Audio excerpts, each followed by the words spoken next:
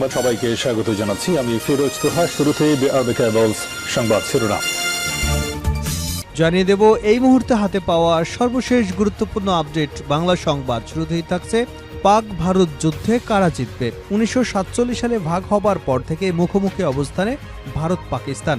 পাশাপাশি অবস্থিত পারমাণবিক শক্তিধর দেশ দুটি সারা বর্ষেই পেয়েছে চিরশত্রুর তকমা। খেলার মাঠ থেকে রাজনৈতিক অঙ্গন যে কোনো পরিসরে উত্তেজনা লেগেই থাকে দেশ দুটির মধ্যে। সম্প্রতি ভারত নিয়ন্ত্রিত কাশ্মীরে সন্ত্রাসী হামলার পর থেকে দেশ দুটির সম্পর্কের সমীকরণ এতটাই উত্তপ্ত হয়ে উঠেছে যে যুদ্ধ লেগে যেতে পারে যে কোনো সময়। এবারে জানাবো পাকিস্তানের বিরুদ্ধে সামরিক পদক্ষেপের প্রস্তুতি নিচ্ছে ভারত। পাকিস্তানকে আঘাত করবার জন্য ভারত তার পক্ষে যুক্তি তৈরি করেছে বলে মনে হচ্ছে। নিউ ইয়র্ক টাইমস এক প্রতিবেদনে এ তথ্য নিশ্চিত করেছে। এদিকে পাকিস্তান আফগানিস্তান সীমান্তে সংঘর্ষ, 3 দিনে নিহত 71। পহেলগামে বন্দুকধারীদের হামলা নিয়ে ভারতের সঙ্গে চলমান উত্তেজনার মাঝেই পাকিস্তান আফগানিস্তান সীমান্তে আবারও সন্ত্রাসীরা অনুপ্রবেশের চেষ্টা করছে বলে জানিয়েছে পাকিস্তানের সামরিক বাহিনীর আন্তঃবাহিনী জনসংযোগ পরিদপ্তর আইএসপিআর। এবারে থাকছে ইয়েমেনে অভিবাসী আশ্রয়কেন্দ্রে মার্কিন হামলায় নিহত 68। উত্তর ইয়েমেনের সাদা প্রদেশে আফ্রিকান অভিবাসীদের একটি আশ্রয়কেন্দ্রে মার্কিন বিমান হামলায় অন্তত 68 জন নিহত এবং আরও 47 জন আহত হয়েছেন। সোমবার হুদি আনসারুল্লাহ নিয়ন্ত্রিত দেশটির স্বরাষ্ট্র মন্ত্রণালয় এক বিবৃতিতে এ তথ্য নিশ্চিত করেছে। এদিকে আদালত থেকে নেওয়ার পথে আনিসুল হককে কিল ঘুষি। হামলার শিকার হয়েছেন সাবেক আইনমন্ত্রী আনিসুল হক। তাকে চড় থাপ্পড় কিল ঘুষি দেওয়া হয়েছে, তবে মাথায় হেলমেট থাকায় এ যাত্রায় বেঁচে গেছেন তিনি। সোমবার বিকাল 3টার দিকে নারায়ণগঞ্জ আদালত থেকে নেওয়ার সময় এ ঘটনা ঘটে। এবং সর্বশেষ জানাবো লাইসেন্স পেল স্টারলিংক। মার্কিন এনজিএসও সেবাদাতা স্টারলিংকের লাইসেন্সের অনুমোদন দিয়েছেন প্রধান উপদেষ্টা প্রফেসর ডক্টর মোহাম্মদ ইউনুস। সোমবার তিনি এই লাইসেন্সের অনুমোদন করেন বলে এক বার্তায় তথ্য জানিয়েছে প্রধান উপদেষ্টার প্রেস উইং। এতক্ষণ শিরোনাম শুনছিলেন, এবার বিস্তারিত। প্রিয় দর্শক, আপনি যদি এই চ্যানেলে নতুন হয়ে থাকেন, ভিডিওটি দেখতে দেখতে চ্যানেলটি সাবস্ক্রাইব করে আমাদের সঙ্গে থাকুন। আর এই ভিডিও সম্পর্কে আপনি আপনার মূল্যবান মতামতটি কমেন্ট বক্সে জানিয়ে দিন। আর হ্যাঁ প্রিয় দর্শক, জানিয়ে দিন ভিডিওটি কোথা থেকে দেখছেন। পাক ভারত যুদ্ধে জিতবে কারা। 1947 সালে ভাগ হবার পর থেকে মুখোমুখি অবস্থানে ভারত পাকিস্তান। পাশাপাশি অবস্থিত পারমাণবিক শক্তিধর দেশ দুটি সারা বর্ষেই পেয়েছে চিরশত্রুর তকমা। খেলার মাঠ থেকে রাজনৈতিক অঙ্গন যে কোনো পরিসরেই উত্তেজনা লেগে থাকে দেশ দুটির মধ্যে।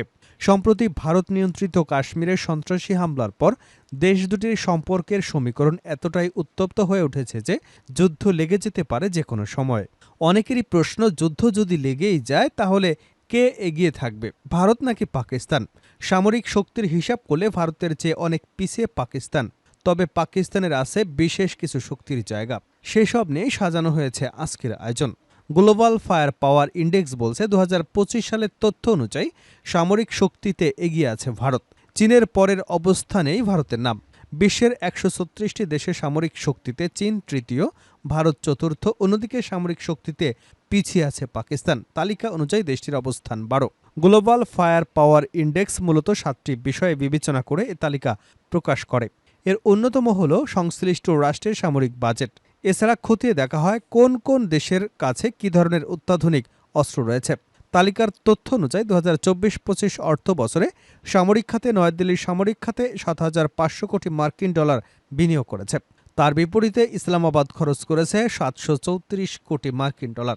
অর্থাৎ বাজেট হিসেব করলে পাকিস্তানের তুলনায় ভারত 6,736 কোটি ডলার বেশি ব্যয় করেছে। অত্যাধুনিক অস্ত্র সংগ্রহের হিসাবে ভারত এবং পাকিস্তানের পার্থক্য আকাশ পাতাল। ভারত 3 আর পাকিস্তান 25 নম্বরে। ভারতের স্থল সেনা বিশ্বের দ্বিতীয়। সৈন্য সংখ্যা 21,40,000, রিজার্ভ আছে 11,55,000 সৈন্য। অপরদিকে পাকিস্তানের সক্রিয় সৈন্য সংখ্যা 6,53,000, রিজার্ভে আছে 5,13,000 সৈন্য। ভারতীয় স্থল বাহিনীর হাতে আছে 4,426টি ট্যাঙ্ক আর 5,681টি সামরিক যান। যুদ্ধবিমান আছে 2,216টি। অন্যদিকে পাকিস্তানে রয়েছে 2,735টি ট্যাঙ্ক, সামরিক যান 3,066টি এবং যুদ্ধবিমান 1,143টি। পাকিস্তানের বিরুদ্ধে সামরিক পদক্ষেপ নিতে প্রস্তুতি নিচ্ছে ভারত। সম্প্রতি ভারত অধিকৃত কাশ্মীরে হামলার পর পাকিস্তানের বিরুদ্ধে সামরিক পদক্ষেপের জন্য প্রস্তুতি নিচ্ছে ভারত। পাকিস্তানকে আঘাত করবার জন্য ভারত তার পক্ষে যুক্তি তৈরি করেছে বলে মনে হচ্ছে। নিউ ইয়র্ক টাইমসের এক প্রতিবেদনে এ তথ্য জানা গেছে। পত্রিকাটি ভারতের পররাষ্ট্র মন্ত্রণালয়ে দেওয়া ব্রিফিংয়ের সঙ্গে জড়িত 4 কূটনৈতিকের উদ্ধৃতি দিয়ে জানায়, ভারতের প্রধানমন্ত্রী নরেন্দ্র মোদী 22 এপ্রিলের পর থেকে 1 ডজনেরও বেশি বিশ্ব নেতাদের সঙ্গে যোগাযোগ করেছেন।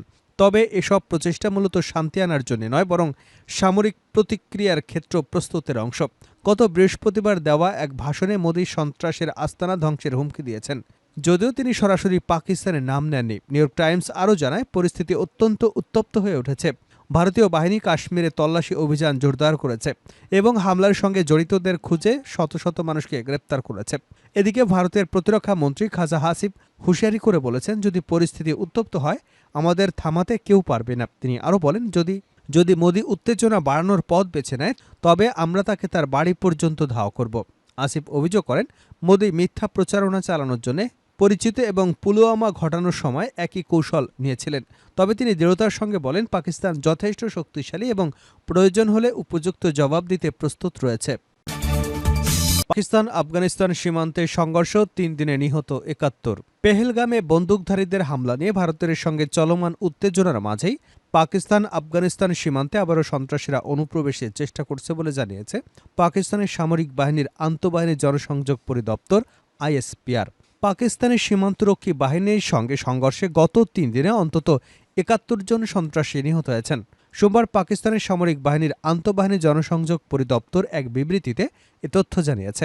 এতে বলা হয়েছে, পাকিস্তানের নিরাপত্তা বাহিনী গত 25 এবং 27 এপ্রিল পর্যন্ত নর্থ ওয়াজিরিস্তান জেলার হাসানখেলের পাকিস্তান আফগানিস্তান সীমান্ত দিয়ে অনুপ্রবেশের চেষ্টাকারী সন্ত্রাসীদের বিরুদ্ধে ধারাবাহিক সফল অভিযান পরিচালনা করেছে। এই সীমান্তে পাকিস্তানি নিরাপত্তা বাহিনী অনুপ্রবেশের চেষ্টাকারী কমপক্ষে 71 সন্ত্রাসীকে হত্যা করেছে। পাকিস্তানের খাইবার পাখতানখোয়া প্রদেশের নর্থ ওয়াজিরিস্তান জেলার হাসান খেল সীমান্ত এলাকা দিয়ে অনুপ্রবেশের সময় দেশটির সীমান্তরক্ষী বাহিনীর গুলিতে ওই সন্ত্রাসীরা নিহত হয়েছেন। দেশটির সামরিক বাহিনীর জনসংযোগ পরিদপ্তর বলছে, আগের অভিযানের ধারাবাহিকতায় রোববার রাতেও নর্থ ওয়াজিরিস্তান জেলায় হাসান খেলের পাশপাশের এলাকায় অভিযান পরিচালনা করেছে নিরাপত্তা বাহিনী। এর আগে 2 দিনের অভিযানে 54 জন নিহত হয়েছেন। এরপর সোমবার অভিযানে নতুন করে আরও 17 সন্ত্রাসী নিহত হয়েছেন। পাকিস্তানের ISPR বলছে, গত 2 রাতের অভিযান পরিচালনার সময় আরও 17 সন্ত্রাসী নিহত হয়েছেন, যারা তাদের ভারতীয় প্রভুদের নির্দেশে কাজ করছিলেন। বিবৃতিতে বলা হয়েছে, নিহত সন্ত্রাসীদের কাছ থেকে অস্ত্র, গোলাবারুদ এবং বিস্ফোরক উদ্ধার করা হয়েছে। গত 3 দিনে পাকিস্তানে অনুপ্রবেশের চেষ্টার সময় নিরাপত্তা বাহিনীর সঙ্গে সংঘর্ষে নিহত সন্ত্রাসীদের সংখ্যা বেড়ে 71 জনে দাঁড়িয়েছে। রোববার পাকিস্তানের সেনাবাহিনীর বিবৃতিতে বলা হয়, সন্ত্রাসীদের অনুপ্রবেশের এই চেষ্টা এমন এক সময় ঘটেছে যখন পাকিস্তানের বিরুদ্ধে ভিত্তিহীন অভিযোগ তুলছে ভারত। এতে পরিষ্কারভাবেই বোঝা যায় যে সন্ত্রাসীরা কাদের নির্দেশে পাকিস্তানে অনুপ্রবেশের চেষ্টা করছে। এ ধরনের পদক্ষেপ রাষ্ট্র এবং এর নাগরিকদের বিরুদ্ধে রাষ্ট্রদ্রোহ এবং বিশ্বাসঘাতকতার শামিল।